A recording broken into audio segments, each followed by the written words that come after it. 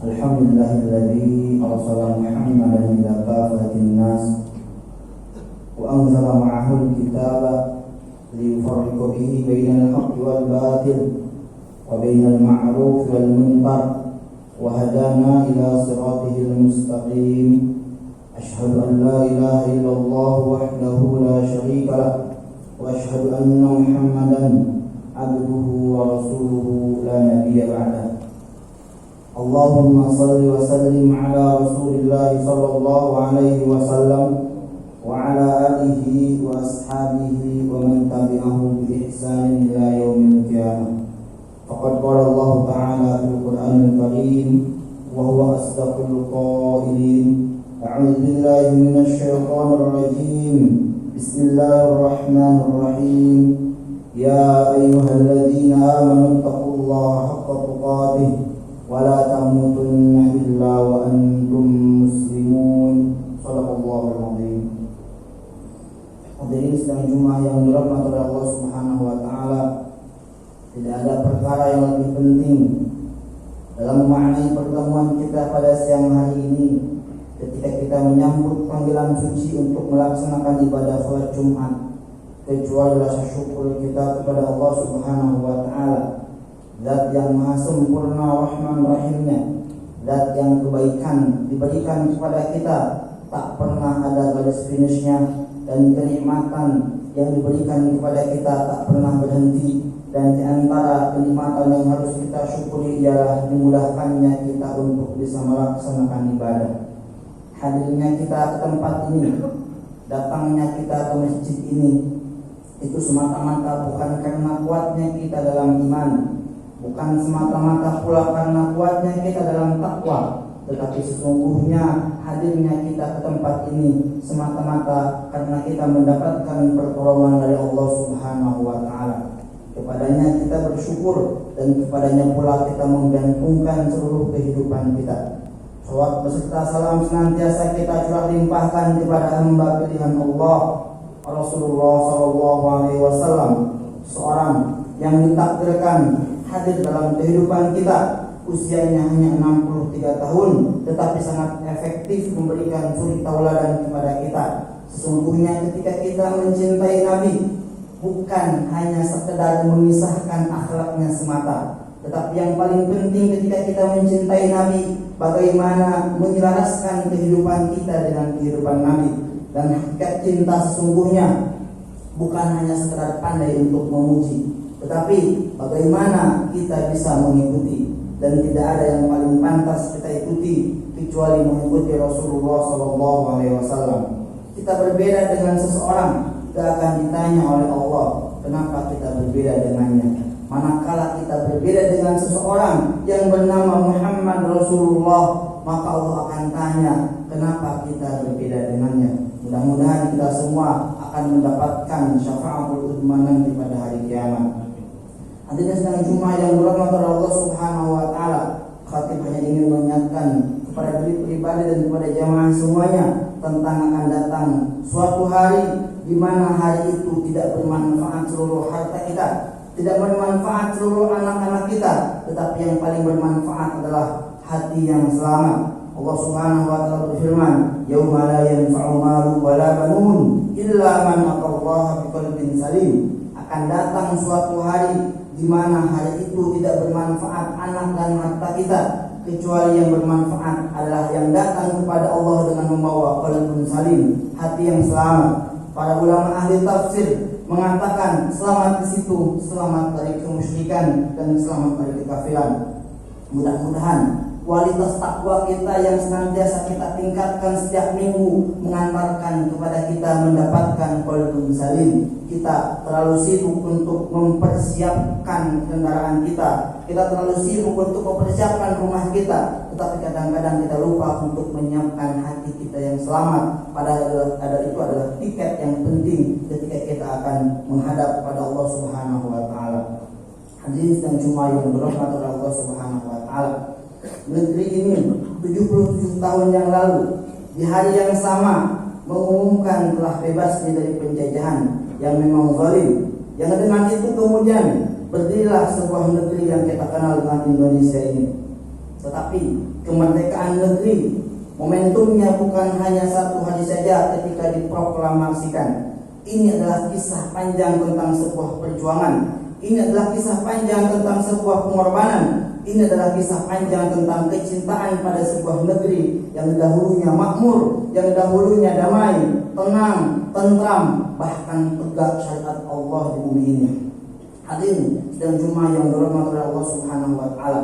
Kecintaan pada sebuah negeri merupakan fitrah yang ada pada diri seseorang. Bahkan itu dimiliki oleh Rasul kita, yaitu Nabi Muhammad SAW saat beliau meninggalkan kota Mekah.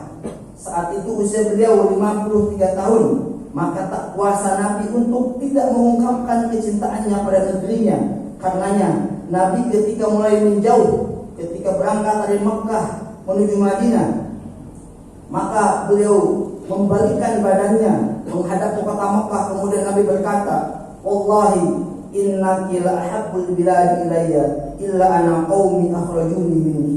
Demi Allah, engkau adalah negeri yang aku cintai, hanya saja masyarakatnya mengusirku darinya.